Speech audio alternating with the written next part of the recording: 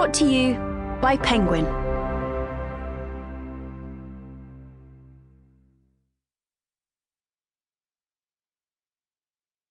The Heart of the Matter by Greene. Read by Michael Kitchen. Book 1, Part 1, Chapter 1. Wilson sat on the balcony of the Bedford Hotel, with his bold pink knees thrust against the ironwork. It was Sunday, and the cathedral bell clanged for matins. On the other side of Bond Street, in the windows of the high school, sat the young negresses in dark blue gym smocks, engaged on the interminable task of trying to wave their wire-spring hair.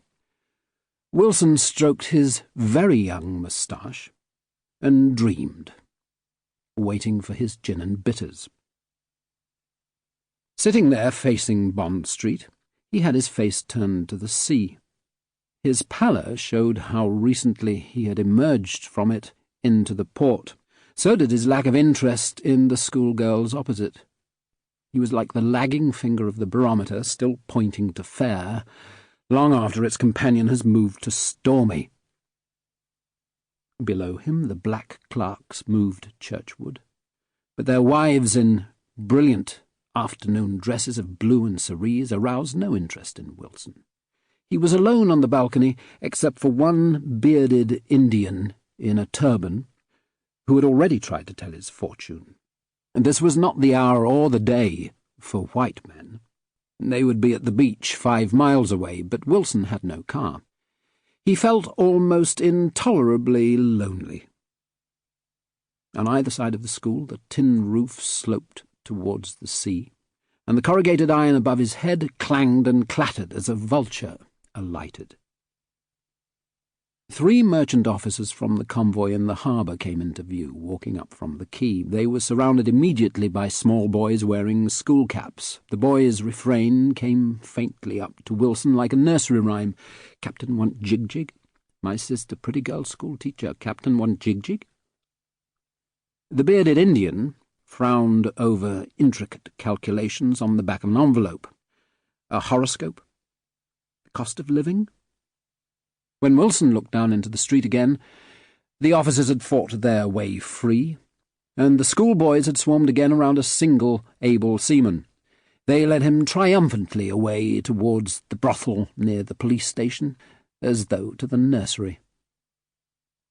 A black boy brought Wilson's gin, and he sipped it very slowly because he had nothing else to do except to return to his hot and squalid room and read a novel or a poem.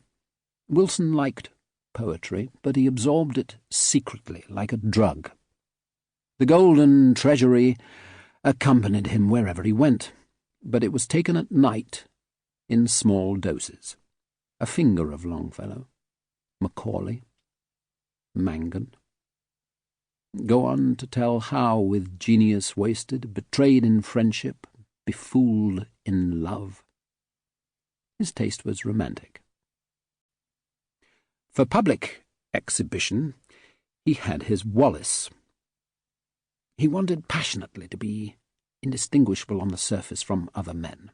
He wore his moustache like a club tie. It was his highest common factor, but his eyes betrayed him. Brown dog's eyes, a setter's eyes, pointing mournfully towards Bond Street. "Excuse me," a voice said, "aren't you Wilson?" He looked up at a middle-aged man in the inevitable khaki shorts, with a drawn face the colour of hay. Yes, that's me."